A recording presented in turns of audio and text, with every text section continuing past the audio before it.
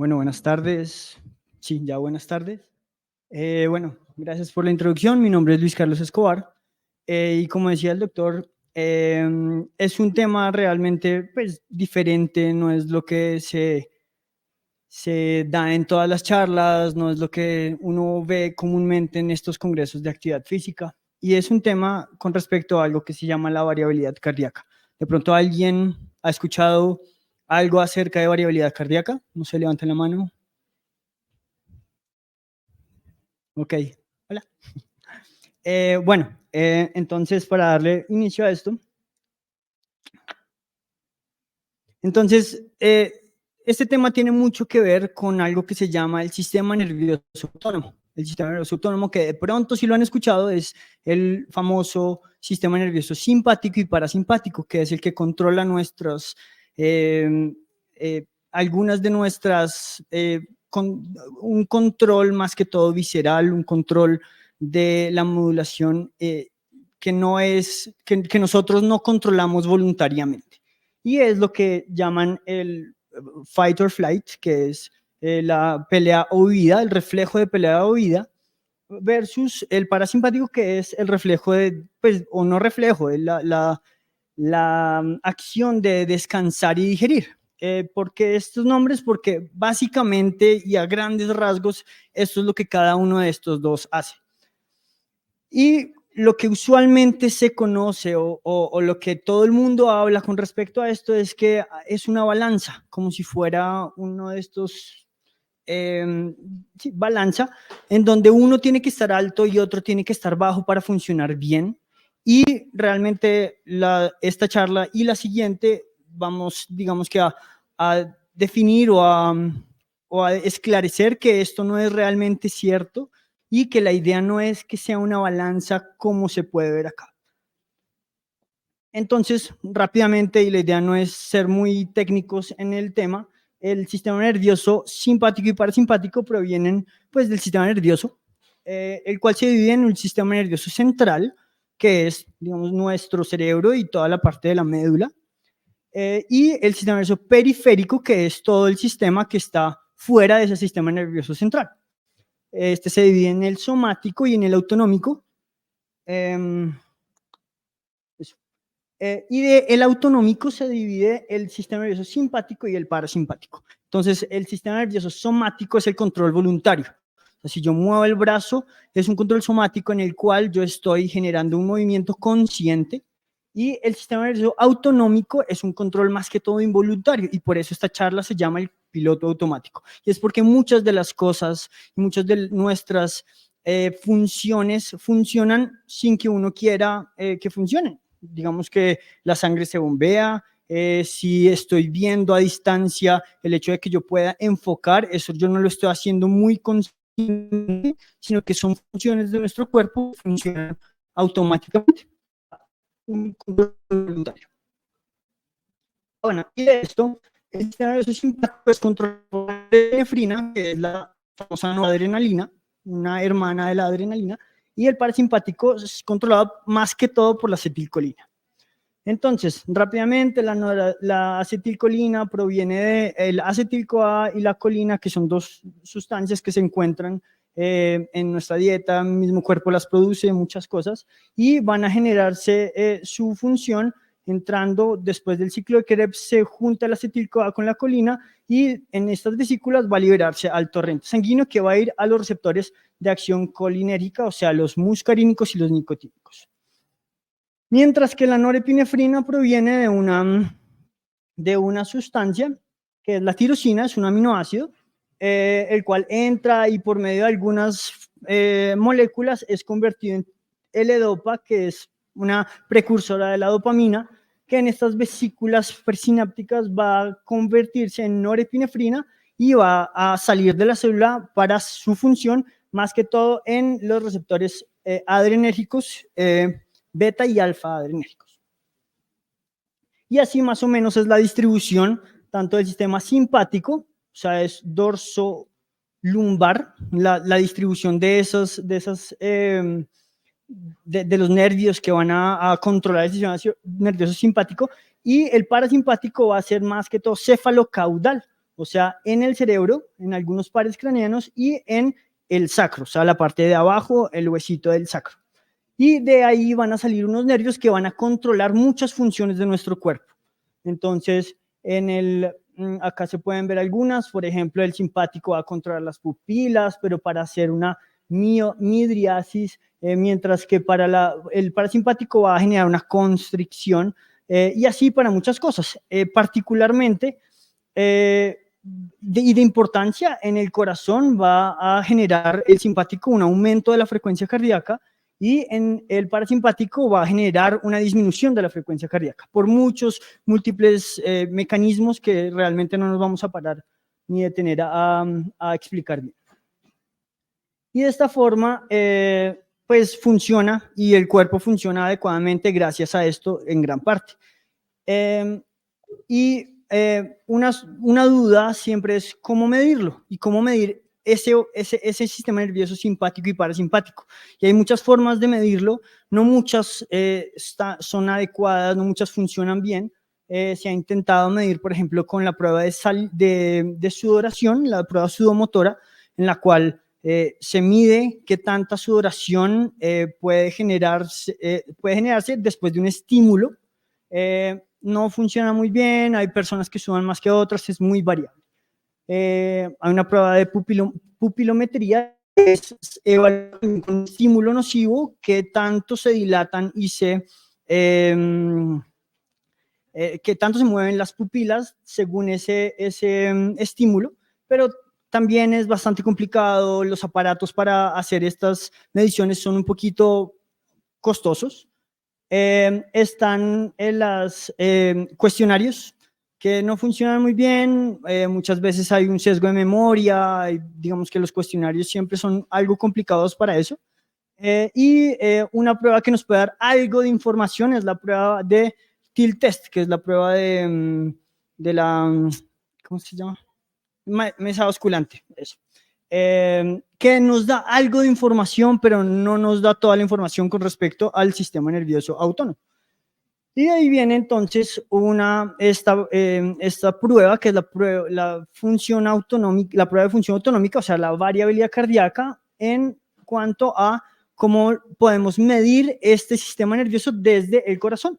Y es que el corazón, por lo que les comentaba, va a aumentar y va a disminuir dependiendo de ese influjo del sistema nervioso simpático y parasimpático. Entonces quiero que hagan una prueba muy sencilla. Se van a colocar las manos en el pulso radial, perdón, les interrumpo el almuerzo, y van a respirar muy, muy profundo. Y van a hacer mucho énfasis en cómo el pulso va a comportarse. Entonces, cuando respiran profundo y sostienen, estén muy atentos de cómo funciona el pulso o cómo cambia el pulso, y después suelten todo lentamente y revisen si de pronto hay algún cambio. No sé si sintieron algún tipo de cambio. ¿Qué sintieron? ¿Aumentó o disminuyó? Más fuerte, ok. Entonces, básicamente, esto es algo que se llama la arritmia sinusal respiratoria, y es un comportamiento normal fisiológico de nuestro cuerpo que es modulado por el sistema nervioso más que todo parasimpático. Y es que usualmente cuando estamos respirando normal, así funciona, tenemos un latido a latido de nuestro corazón, y cuando respiramos profundamente, va a haber unos cambios en cuanto a la distancia de este latido a este. Entonces, cuando uno inspira, uno siente que cambia esa longitud de cada uno de los latidos, ¿cierto? Y eso es lo que se llama una arritmia sinusal. Y eso es lo más básico para entender con respecto a esa variabilidad cardíaca, y es que nuestra respiración puede controlar esa variabilidad. Entonces, ¿qué exactamente es la variabilidad? No es la frecuencia cardíaca, que es contar la cantidad de latidos que hay en un minuto, sino es contar cuánto es la distancia entre latido y latido, que muchas veces es diferente. Y como se dieron cuenta, nuestro pulso cambia, entonces cada distancia va a cambiar. Y de ahí vamos a hacer, digamos que una gráfica de cuánto va a durar cada de esos intervalos desde uno de estos pulsos hasta otro, que esta es la onda QRS. De ahí vamos a tener un tacograma que nos va a mostrar cuánto es cada de esos intervalos, y eso lo vamos a graficar en el tiempo de la prueba, ¿cierto? Eso es, digamos que también algo relativamente sencillo. De ahí entonces tenemos esas distancias diferentes que se van a graficar, y de ahí podemos sacar algunas variables, más que todo análisis estadístico, en el cual nosotros podemos determinar por desviaciones estándar, por la cantidad de latidos que van a superar los 50 milisegundos, un montón de variables, y son estas, las variables del dominio temporal. ¿Por qué? Porque estamos teniendo más que todo en cuenta el tiempo. Entonces, y de ahí va a haber otro análisis, y va a ser el análisis del dominio frecuencial, y es que tenemos unas frecuencias, o sea, vamos a evaluar qué tanto en una orden de frecuencia alta, o sea, un corto periodo de tiempo, media y baja, cómo se va a comportar esa frecuencia. Y básicamente se ve algo como esto. Vamos viendo cómo se establecen esas frecuencias y vamos a hacer un análisis de esas frecuencias. Básicamente es como funciona un prisma, que estamos dividiendo la frecuencia de la luz en diferentes ondas, y de ahí podemos determinar esa frecuencia. Y de esa frecuencia van a salir otros dominios diferentes, que es la HF, LF y DLF. Por ahí vamos. Y dependiendo de cada uno de estos, va a tener, digamos que un reflejo, o se va a ver reflejado en algunas funciones del cuerpo, del eje renina-angiotensina, aldosterona, de la frecuencia cardíaca intrínseca del cuerpo, de la parte hormonal, de muchas otras cosas. Y de ahí va a salir el tercero, que es un poco más complicado, y es que nuestros cuerpos no se comportan como de manera lineal. Nosotros no nos mantenemos nuestra frecuencia cardíaca todo el tiempo estable, o el comportamiento de nuestro cuerpo no es esperable, también puede ser aleatorio. Y de ahí viene el dominio no lineal, y es evaluar esos comportamientos de una forma no lineal, literal. O sea, no pensar que ese comportamiento de nuestro cuerpo va a ser esperado. Y de ahí salen otros dominios como el SD, la gráfica de Poincaré, la entropía, análisis fractales y demás. Entonces, para este punto, creo que varios de ustedes están así. Yo duré así bastantes meses cuando estaba estudiando esto, entonces es completamente normal no entenderlo. Y a la larga, la matemática y todo eso detrás de esto realmente se lo podemos dejar a los biomecánicos, a los matemáticos y a otra gente. Pero había que dar esta introducción para que fuera un poquito más comprensible por qué esto es tan complicado, pero a la vez tan interesante.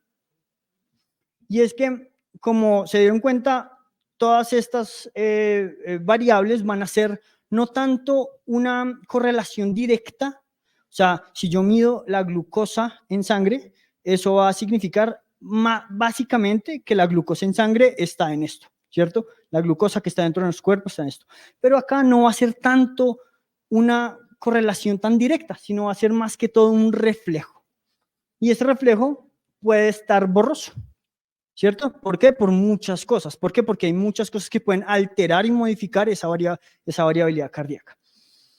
Cosas importantes como la edad, que es uno de los determinantes más grandes, el ciclo circadiano, que es todo el comportamiento del día y la noche, cómo puede cambiar. Enfermedades también nos van a modificar esa variabilidad cardíaca. Factores de vida como el consumo de alcohol, el cigarrillo, el café.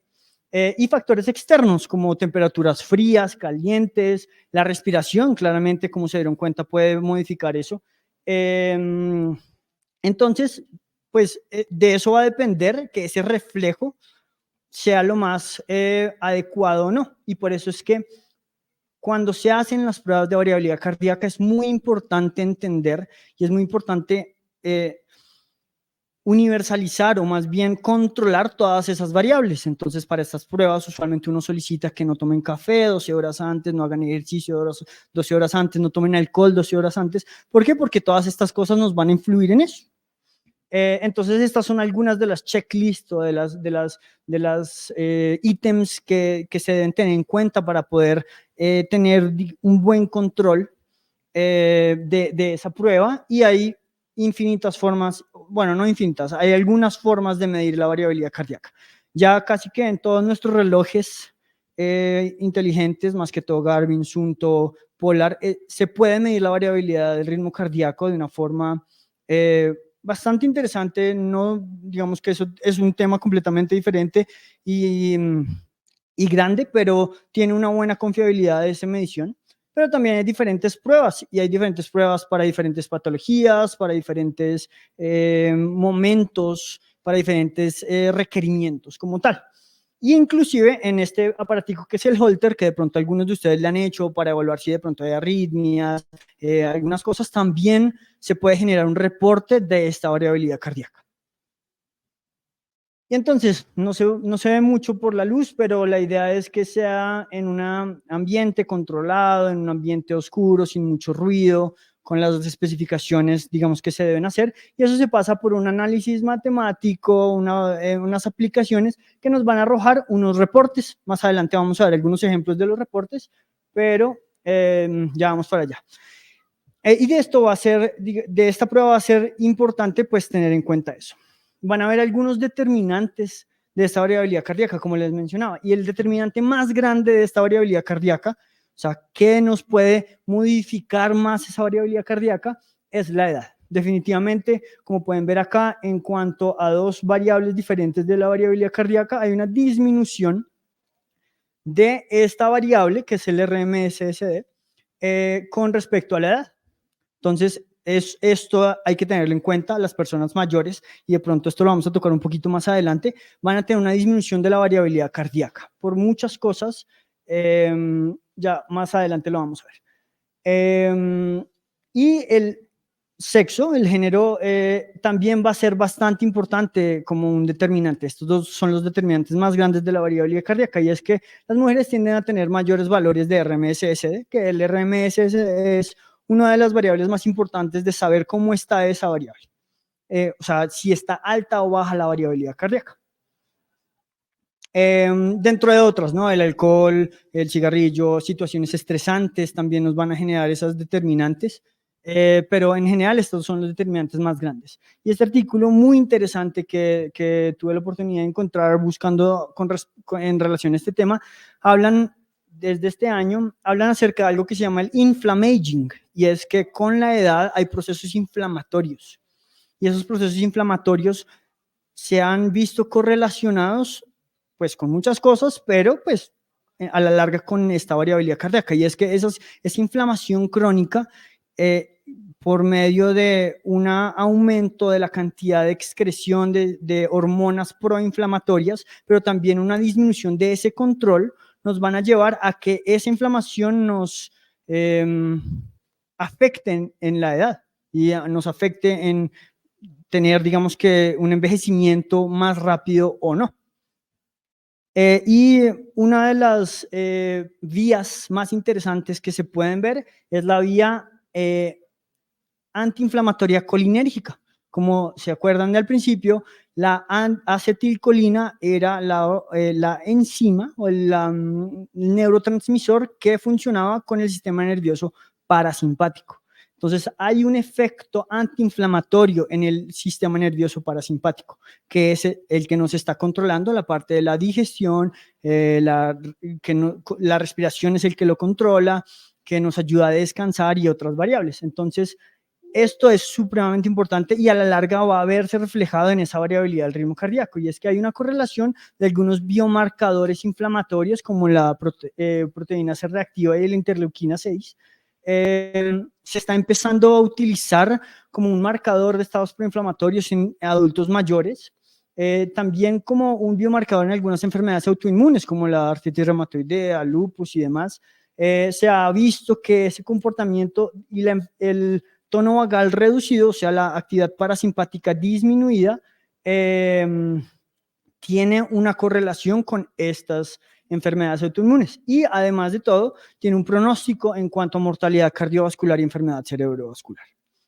En cuanto a en cuanto a la parte de enfermedad cardiovascular y accidentes cerebrovasculares, pues va a haber, digamos que un ciclo nocivo en cuanto a ese sistema nervioso autónomo y esa disfunción del sistema nervioso autónomo, y es que hay factores de riesgo como enfermedades crónicas, como ya lo veníamos mencionando, que van a generar que haya un imbalance simpático y una disfunción del sistema nervioso autónomo, y es que va a haber inicialmente un aumento del tono simpático, después va a haber una depresión del tono parasimpático, después va a haber una disminución de ese tono parasimpático para una disfunción total del sistema. Allá más adelante también vamos a hablar y se dan otras patologías un poquito más pues diferentes, y a la larga esta disfunción autonómica nos va a llevar a un estrés secundario como arritmias, como infartos miocardio, como un aumento de la dislipidemia, como muertes cardíacas súbitas, que nos pueden llevar a accidentes cerebrovasculares. Entonces, como pueden darse cuenta, hay una oportunidad de intervención en esta disfunción del sistema nervioso autónomo bastante importante, que si no lo medimos, si no sabemos cómo se comporta en relación a las enfermedades crónicas, en relación a otras enfermedades como enfermedad mental, enfermedades autoinmunes, pues realmente no podemos saber, estaríamos ciegas a controlar o a combatir un cierto tipo de enfermedad. En cuanto a enfermedad cardiovascular, más precisamente la relación entre obesidad e hipertensión, también hay una correlación bastante importante en cuanto a esa regulación beta-adrenérgica, que es el tono simpático. Y es que ese tono de sistema nervioso simpático, cuando está aumentado, o más bien, comencemos por acá, la obesidad nos va a generar algunas alteraciones, como bien lo sabemos, apnea obstructiva del sueño, un varorreflejo alterado, y el varorreflejo es todo, unos sensores, digámoslo así, que están en nuestro cuerpo que nos van a ayudar a modular la hipertensión, la tensión arterial. Va a haber un aumento de la leptina y una resistencia a la leptina, y va a haber una resistencia a la insulina también, que es todo por el lado del metabolismo de la glucosa. Y eso nos va a llevar a que aumente ese sistema nervioso simpático, que nos va a generar una contrarregulación beta-adrenérgica, o sea, por el lado de esos receptores adrenérgicos, por el simpático, va a hacer un loop, o sea, un ciclo que va a aumentar el sistema nervioso simpático y nos puede llevar a generar una hipertensión. Entonces, esto también es muy importante tenerlo en cuenta, y es que esa disfunción autonómica está correlacionada con muchas cosas, porque es un sistema que funciona longitudinalmente en muchas cosas.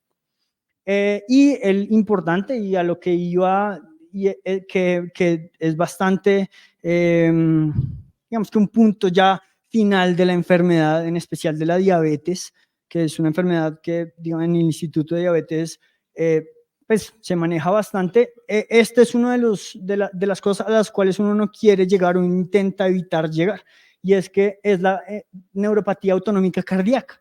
Más que todo sea en diabetes, obviamente se puede dar en otras patologías, pero y a la larga lo que es un daño a los nervios del sistema nervioso simpático y parasimpático que estimulan el corazón.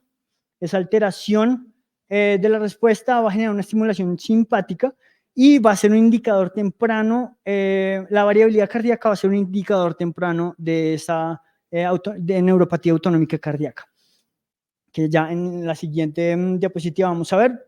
¿Y qué es importante esto? Y es que va a haber una falta de control simpático, o sea, va a aumentar primero el control simpático, o sea, se va a alterar o va a disminuir el parasimpático, que es ese sistema que nos va a generar beneficios en la salud, y si se va a aumentar el tono simpático. Más precisamente, se puede ver acá como va a haber una denervación, o más bien una disminución de ese tono parasimpático, después va a haber un aumento de ese simpático y después va a haber una disminución del simpático, generando, digamos que una alteración completa del sistema nervioso. Y acá se puede ver cómo de distal a proximal, o sea, desde la punta del corazón acá, va a empezar a verse esa afectación. Así como puede pasar, por ejemplo, en la neuropatía diabética, y es que en nuestros pies comienza esa denervación y va subiendo más arriba. ¿Por qué es importante esta enfermedad? porque nos va a generar muchas alteraciones, en especial en el riesgo cardiovascular, pero también en la tolerancia al ejercicio, también en la aparición de otras enfermedades y otras patologías cardíacas y coronarias. Y estas son algunas de las pruebas que se hacen para evaluar, y este es el estándar de oro para evaluar ese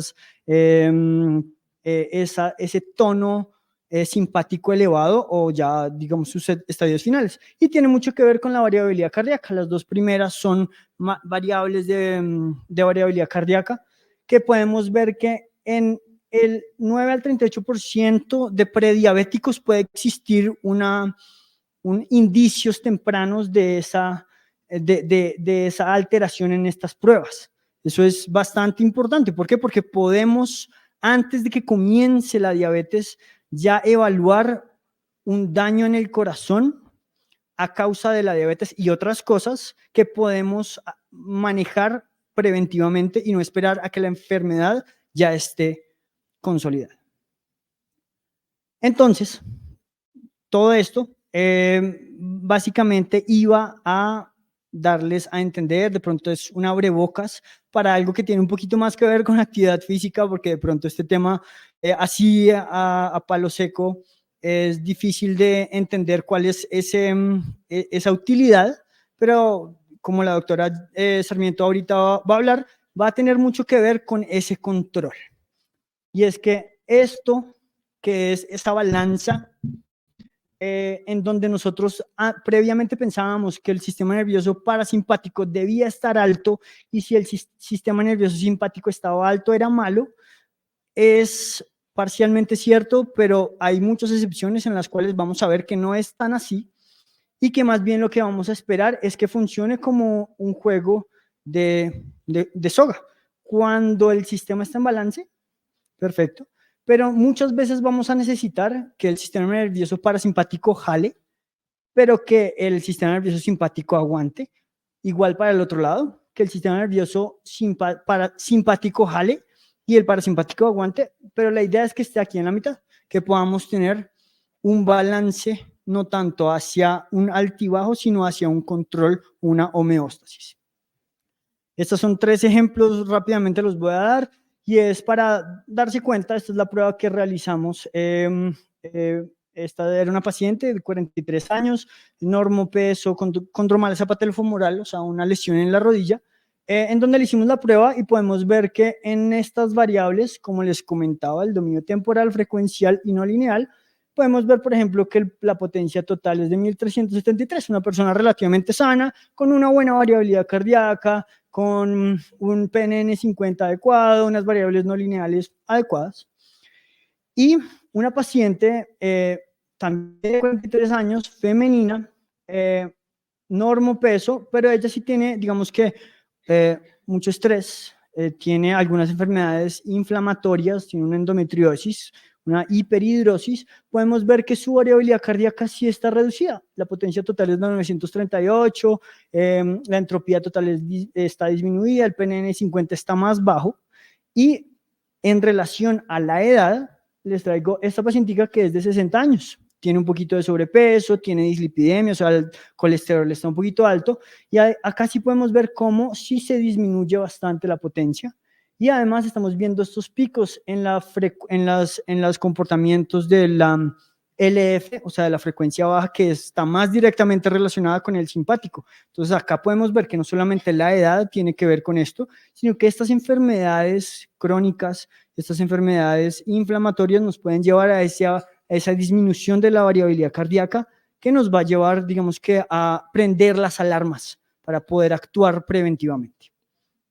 Entonces, para llevar a casa, la variabilidad del ritmo cardíaco es un reflejo de la actividad del sistema nervioso autónomo, o sea, el simpático y el parasimpático.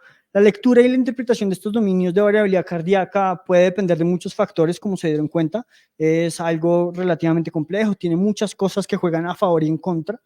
Debe haber un balance de este sistema nervioso y, como ya les había mencionado previamente, las enfermedades crónicas, inflamatorias, autoinmunes, se pueden detectar alteraciones en esa variabilidad del ritmo cardíaco previamente. Bueno, eso era todo lo que les traía. Muchas gracias.